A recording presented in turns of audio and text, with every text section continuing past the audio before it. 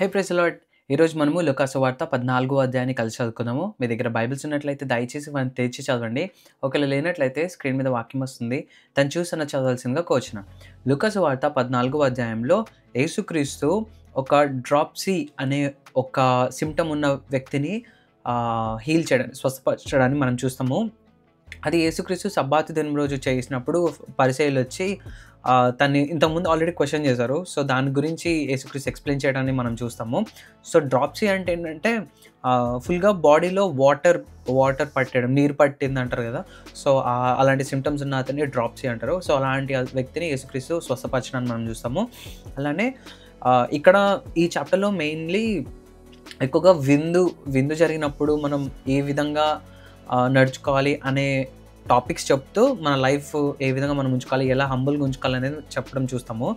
అందులో ఒకటి ఏంటంటే టేక్ ద లోలీ ప్లేస్, అంటే చాలా హంబుల్గా ఉండడాన్ని మనం నేర్చుకోవాలి అనేసి చెప్తాడు. విందుకి ఎవరైనా పిలిచినప్పుడు కూర్చునే స్థలము చాలా ఈజీది, అంటే ఉన్నత స్థలం ఆశించకూడదు అని చెప్పేసి చెప్పడం చూస్తాము. The parable of the great supper. అలానే ఒకతను విందుకు పిలుస్తాడు చాలామందిని, కానీ వాళ్ళు ఎవ్వరు రానప్పుడు ఎట్లా అంటే మిగతా వాళ్ళు ఉంటారు కదా విలేజెస్, అంటే బీదలు, ఇంకా గుడ్డివాళ్ళు, కుంటివాళ్ళు, అలాంటి వాళ్ళందరినీ పిలుస్తాడు అనమాట. సరే వాళ్ళు ఎట్లా రాలేదు, కనీసం వీళ్ళన్న పిలువ అని. సో, వాళ్ళందరూ వస్తారు.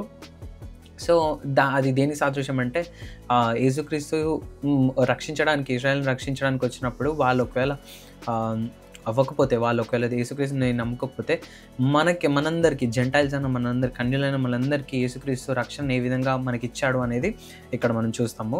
అలానే leaving all to follow Christ, అంటే క్రీస్తుని వెంబడించాలి అంటే మనకున్న సమస్తాన్ని మనం విడిచిపెట్టాలి. సో, దాని గురించి కూడా చూస్తాము. టేస్ట్‌లెస్ సాల్ట్ ఈజ్ వర్త్‌లెస్, అంటే నిస్సారమైన ఉప్పు ఎందుకు పనికిరాదు కదా! సో, దాన్ని కూడా మనము ఈ అధ్యాయంలో చూస్తాం.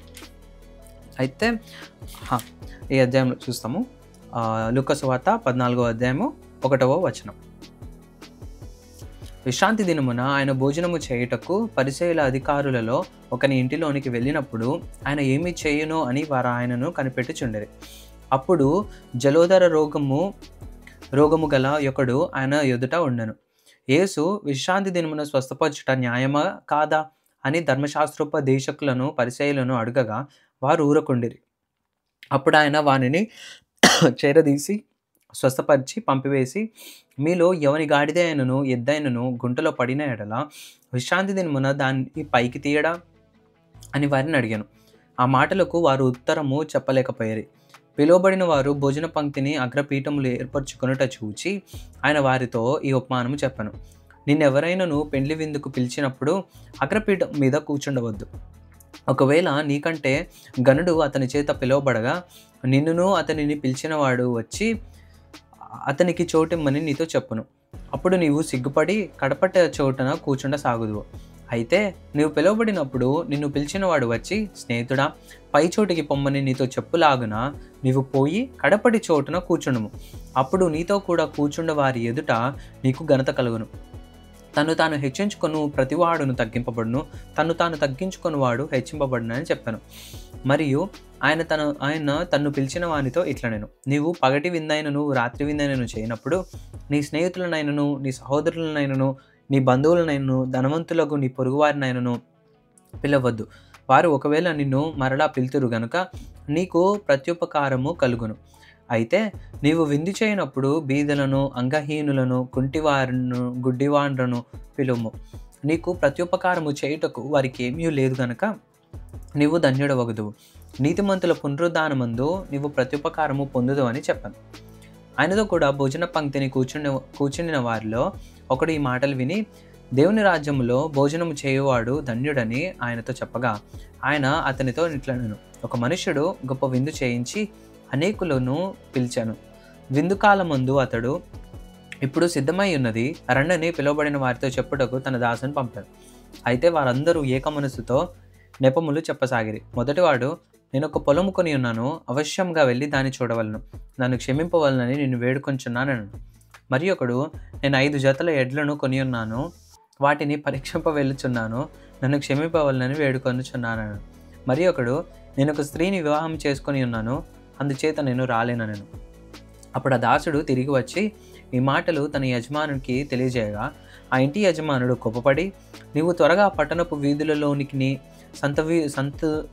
సందులలోనికిని వెళ్ళి బీదలను, అంగహీనులను, కుంటివారిని, గుడ్డివారిని ఇక్కడికి తోడుకొని రమ్మని ఆ దాసునితో చెప్పాను. అంతటి దాసుడు, ప్రభువా, నీవు ఆజ్ఞాపించినట్టు చేసితిని గాని ఇంకా చోటున్నదని చెప్పాను. అందుకు యజమానుడు, నా ఇల్లు నిండునట్లు నీవు రాజమార్గములలోనికిని కంచెలలోనికిని వెళ్ళి లోపలికి వచ్చుటకు అక్కడి వారిని బలవంతం చేయము. ఏలయనగా పిలువబడిన ఆ మనుష్యులలో ఒకడును నా విందు రుచి చూడడని నీతో చెప్పుచున్నానను. బహుజన సమూహంలో ఆయనతో కూడా వెలుచున్నప్పుడు ఆయన వారి తట్టు తిరిగి, ఎవడైనను నా యొద్దకు వచ్చి తన తండ్రిని, తల్లిని, భార్యను, పిల్లలను, అన్నదమ్ములను, అక్క చెల్లెండ్రులను, తన ప్రాణమును సహా ద్వేషింపకుంటే వాడు నా శిష్యుడు కానేరడు. మరియు ఎవడైనను తన సిలువను మోసుకొని నన్ను వెంబడింపని ఎడల వాడు నా శిష్యుడు కానేరడు.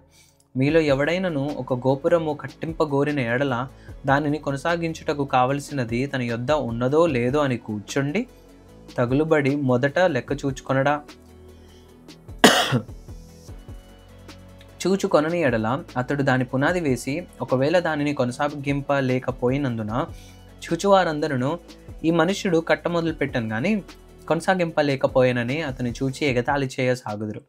మరియు ఏ రాజైనను మరి యొక్క రాజుతో యుద్ధము చేయబోనప్పుడు తన మీదకి 20,000 మందితో వచ్చువానిని 10,000 మందితో ఎదిరింప శక్తి తనకు కలదో లేదో అని కూర్చుండి మొదట ఆలోచింపడా?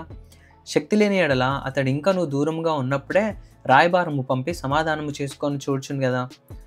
ఆ ప్రకారమే మీలో తనకు కలిగినదంతయు విడిచిపెట్టని వాడు నా శిష్యుడు కానేరడు. ఉప్పు మంచిదే కానీ ఉప్పు నిస్సారమైతే దేని వలన దానికి సారం కలుగును? అది భూమికైనను ఎరువుకైనను పనికి రాదు గనుక దానిని బయట పారవేయుదురు. వినుటకు చెవులు గలవాడు వినుగాక అని వారితో చెప్పును. దేవుడిచ్చిన ఈ వాక్యము దీవించును గాక. మనం కూడా యేసుక్రీస్తు చెప్పినట్టు ఆ విధంగా హంబల్నెస్ని మనము నేర్చుకోవాలని కోరుకుంటున్నాను. ఆమేన్.